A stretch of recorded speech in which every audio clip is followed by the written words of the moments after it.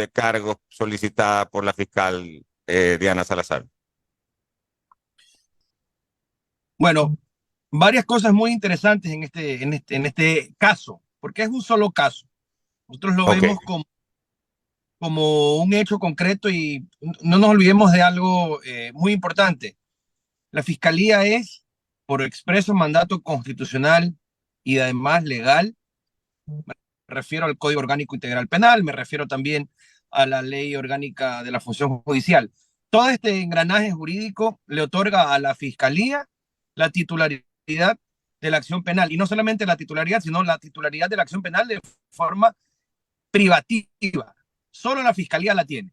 Dicho esto, la etapa de investigación previa, que es la primera etapa o el primer momento del proceso penal, es una etapa en la que la fiscalía tiene atributos muy grandes, por decirlo de alguna forma, distinto a la instrucción fiscal, que está ajustada o está reglamentada o está vigilada más bien desde el punto de vista de las garantías de las partes por un juez. La investigación previa tiene relativamente activas las garantías del debido proceso, porque no es propiamente un proceso. Dicho esto, la fiscalía, que ejerce privativa y exclusivamente la titularidad de la acción penal, tiene el derecho y la facultad legal de tomar las decisiones que le parezcan adecuadas para conducir la investigación.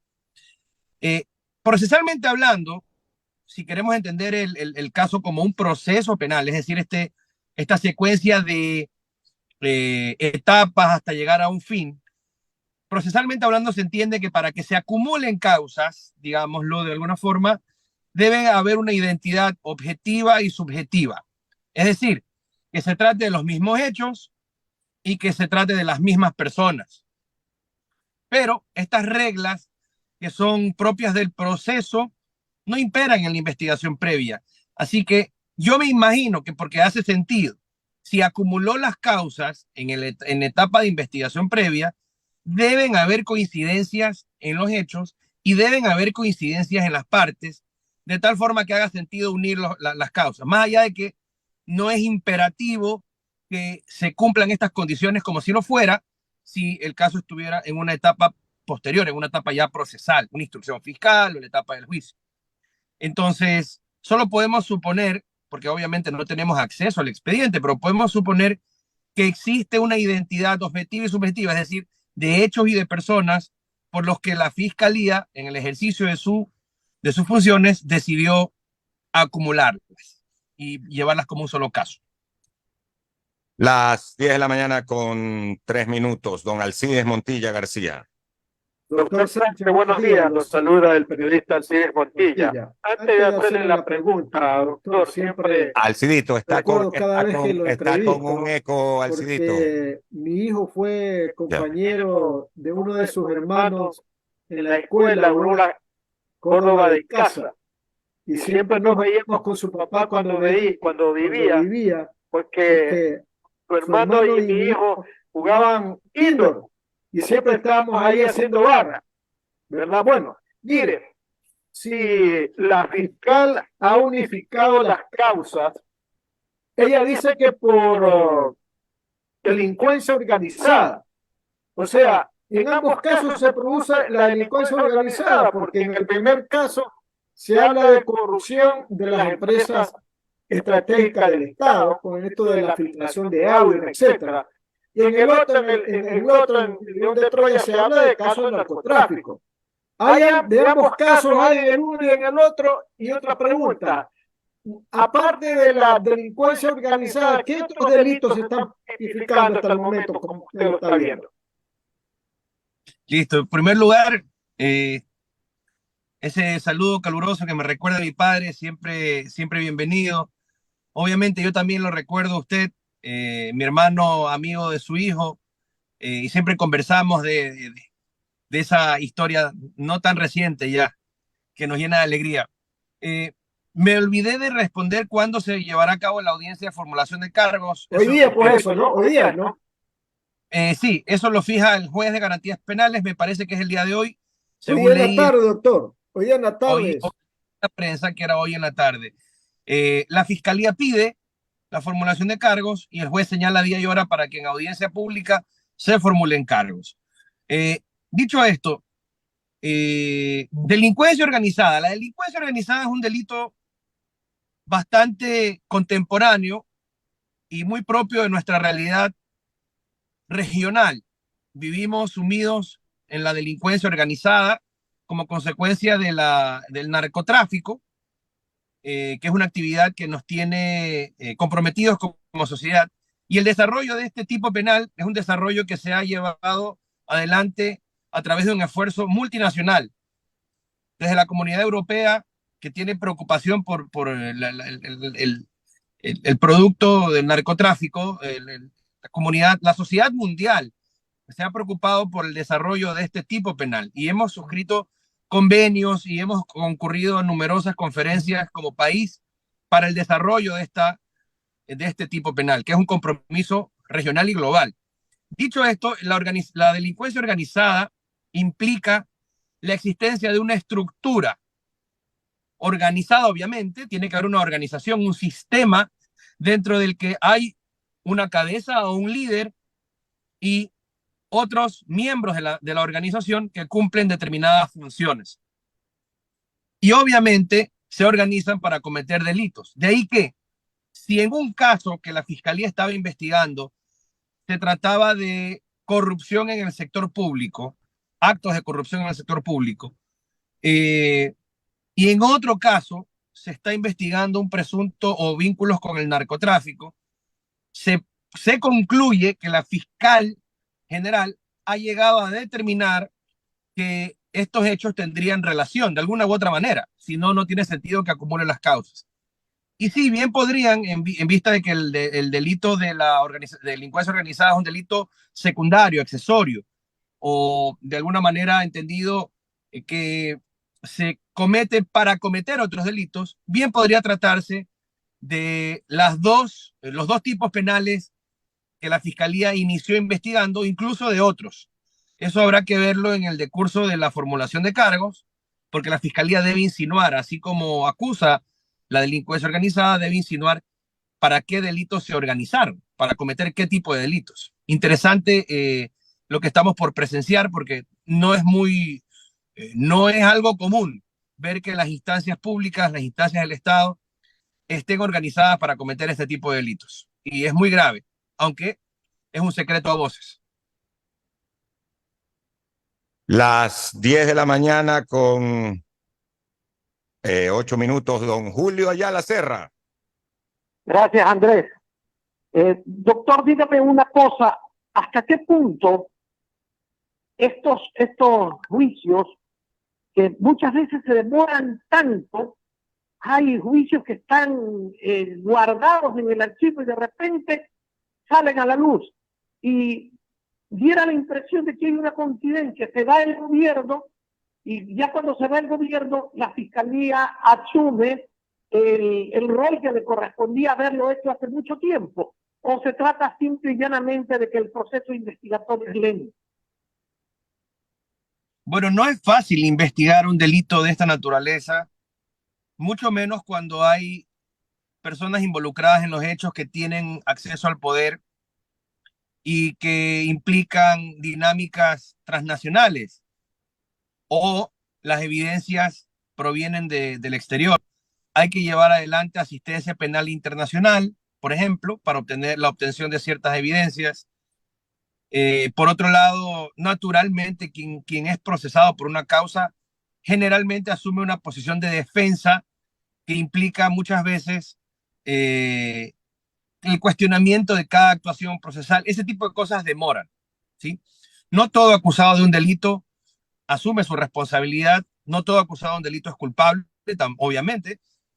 Así que el ejercicio de la práctica de la defensa genera numerosas diligencias investigativas y probablemente yo creo que va por ahí. Y obviamente nos queda siempre ese olfato de que los tiempos de la política se involucran con los tiempos de la justicia. Eso es lamentable, siempre ha ocurrido. Esta fiscalía se ha caracterizado por, digamos, bailar al ritmo de la política, eso sí es innegable, y sin embargo se ha caracterizado también por ser una fiscalía muy valiente, que ha luchado contra la corrupción, a veces con abusos, a veces con inexactitudes, pero en todo caso, vamos a ver, y por eso es importante que estas audiencias sean públicas, que la formulación de cargos que inicia la etapa pública del proceso a la que la prensa, cualquier persona y las partes interesadas pueden tener acceso a una copia del proceso y a revisar de qué se ha tratado. Ojalá el juez que va a conocer la formulación de cargos abra un enlace virtual para que los interesados podamos conectarnos y estar pendientes de lo que la fiscalía dice, de lo que el juez resuelve y de lo que las partes alegan, y que obviamente el espacio de la prensa como este esté abierto para escuchar las intervenciones de las partes que quieran expresarse ante la opinión pública. Es un caso de connotación nacional y sin duda la política está involucrada y ante eso hay que estar muy atentos. Doctor, ¿por qué aquí en el Ecuador es tan problemático el hecho de que alguno de los implicados delate a cambio de rebajas en sus condenas? Yo vi el caso del señor que fue gerente de Petroecuador, Pareja Llanuselli, que hasta lo fueron a traer del exterior y todo, y a la hora de la hora lo condenaron igual y no le respetaron aquello que había ofrecido. ¿Es esa la causa por la que otros no quieren ser delatores para obtener rebajas en sus condenas? Bueno, yo veo que en esa materia nuestra justicia penal está en pañales. Nosotros vemos que la transacción en cuestiones penales en otras latitudes como Estados Unidos, como el Reino Unido y la justicia anglosajona está a la orden del día, ¿no? El FBI dio con la mafia italiana a través de delaciones y colaboración. Y esto estamos hablando de hace muchos años atrás, ¿no? En Ecuador, yo creo que lo primero, la dificultad para que esto se lleve a cabo es un problema de cultura jurídica. También hay un problema importante en la profesionalización de la actividad judicial. Yo veo que muchos jueces no están preparados con las herramientas jurídicas que trae el Código Orgánico Integral Penal, y eso que ya entró en vigencia desde el año 2014. O sea, ya tenemos algún tiempo con este Código Orgánico Integral Penal y aún hay jueces que no dominan las herramientas que trae este código, mucho menos las reformas. La Fiscalía algo mejor lo hace, pero también con sus particularidades. Hay fiscales y fiscales, ¿no? Hay fiscales que conocen, hay fiscales que no están muy bien preparados, y eso es una tarea pendiente de la Fiscalía General del Estado. Y naturalmente la mea culpa, ¿no? Muchos profesionales, muchos colegas del derecho no conocen esta materia, se involucran irresponsablemente en esta materia y asesoran mal a sus clientes. Eso por un lado. Por el otro, o sea, es decir, la cultura jurídica en el país no nos lleva a estar preparados para eso. Por otro lado, también habrá que ver de lo que se dice a lo que se hace, ¿no? Hay un dicho que reza que del dicho al hecho hay mucho trecho. Una cosa es lo que se comunica. Yo no sé qué es lo que habrá pretendido el señor Pareja Llanuselli, qué es lo que le habrán ofrecido y qué es lo que finalmente terminó cumpliendo.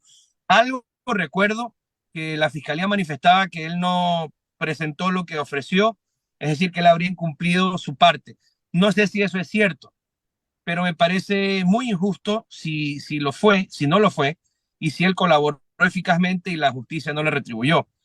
En todo caso, cuando hay cuestiones políticas, es muy complicado someterse voluntariamente a una negociación con la fiscalía.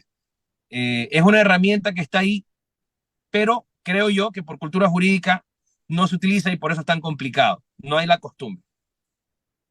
Gracias, doctor. Hugo, por favor, continúe. Sí, una cosa, el doctor Sánchez Gaete tiene a las 10:30 una audiencia, así que vamos con las preguntas de Hugo y de Noemí para aprovechar el tiempo. Rápido para que vaya a la audiencia. Carlos Luis, buen día.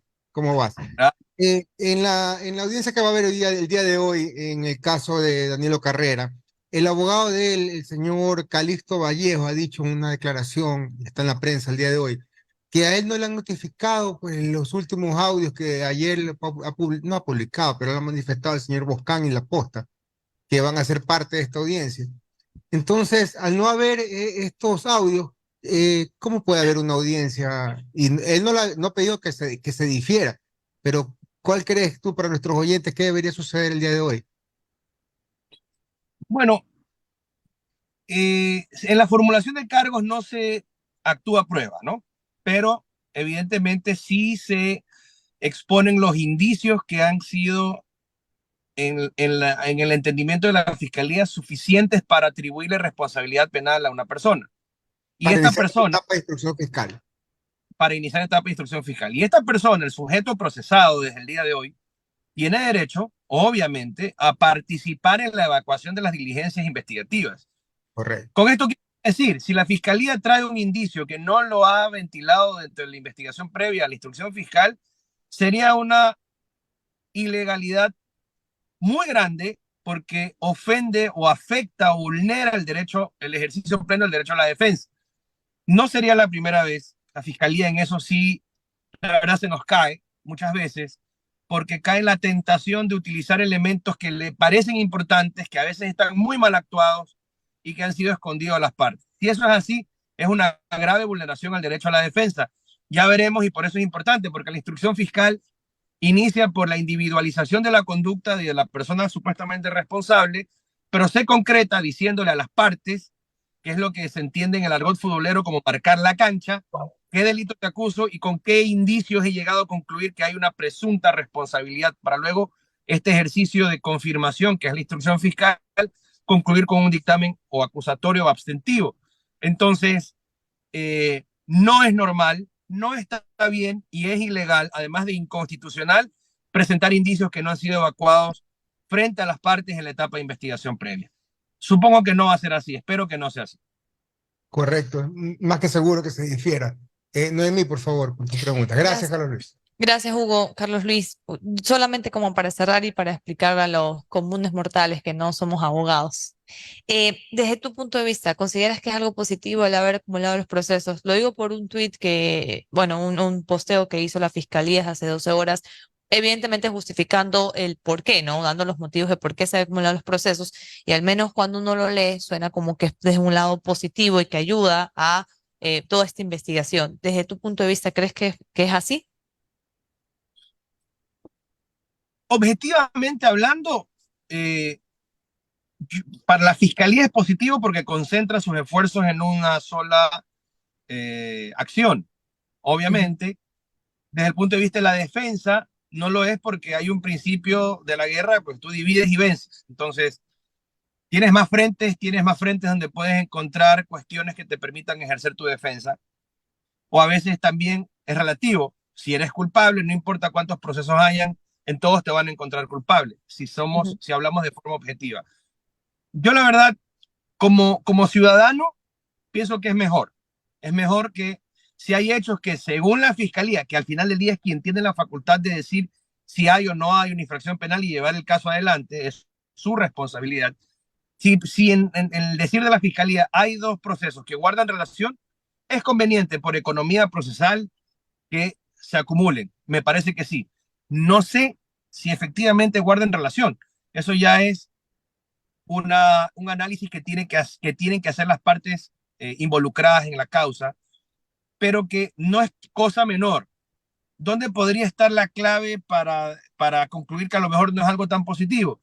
Si es una decisión mal tomada, va a afectar el proceso y el futuro del proceso. Y puede ser otro de tantos casos que inicia mal y obviamente termina mal. Y la historia de siempre. La fiscalía haciendo mal su trabajo y echándole la culpa a los jueces y la ciudadanía no confía en la justicia nacional. Ojalá no sea otro de esos. Ok, muchísimas gracias. Gracias, Carlos Luis. Una última inquietud. Veo que, y en otro área totalmente diferente, en el área deportiva, que has auspiciado la presentación de un pedido de medidas cautelares para las elecciones de Barcelona Sporting Club. Es correcto, Sí, es y correcto. fue otorgada, ¿no? A favor de que sí pueda ser candidato el señor Antonio Álvarez Enríquez, ¿no? Es correcto. Y un poco aclarando el objeto de la medida cautelar y la secuencia de los hechos. La conducta del Tribunal Electoral de Barcelona Sporting Club ha sido errática en estas elecciones y empezó con una resolución tomada en el sentido de descalificar, o mejor dicho, de insertar una duda, una inquietud en el proceso de calificación de las listas con relación a la aplicación de una norma, la ley del deporte versus el reglamento a la ley del deporte. En resumen, la ley del deporte decía, o mejor dicho, dice que una dignidad de una organización deportiva no puede ser reelegida de forma consecutiva. Y el reglamento de la ley del deporte aparentemente inserta una excepción para los que presiden las organizaciones deportivas, pero está muy claro que un reglamento no puede reformar o no puede modificar lo que dispone una ley. Esa discusión generó una consulta a la Procuraduría General del Estado, que es quien absuelve consultas en el plano jurídico en el Ecuador, y la Procuraduría General del Estado se pronunció diciendo que se impone lo que dispone la ley por sobre lo que dispone un reglamento y que eso está claro. Ante ese antecedente, que fue una duda sembrada por el Tribunal Electoral de Barcelona, las dos listas que existían, la lista de Carlos Alejandro Alfaro Moreno y la lista del señor Verduga, Rafael Verduga, tomaron dos posiciones diametralmente opuestas. Carlos Alejandro Alfaro Moreno dijo, bueno, declino mi candidatura para que no hayan dudas al respecto del proceso electoral y luego no hayan problemas para el club, y en tal virtud inscribo una nueva lista de personas diferentes que no están siendo parte del directorio en este momento y que no serán reelegidas. Y el señor Verduga se opuso, impugnó y dijo, no, yo puedo ser candidato, yo debo ser candidato, yo y solo yo. Y detrás de eso, el Tribunal Electoral tomó una decisión absurda y descalificó las dos listas. No sé si fue una decisión que pretendió ser salomónica o qué, pero afectando los derechos de la lista propuesta desde Carlos Alejandro Alfaro Moreno, es decir, la que en adelante hubiera sido liderada por el señor Álvarez, la descalificó también.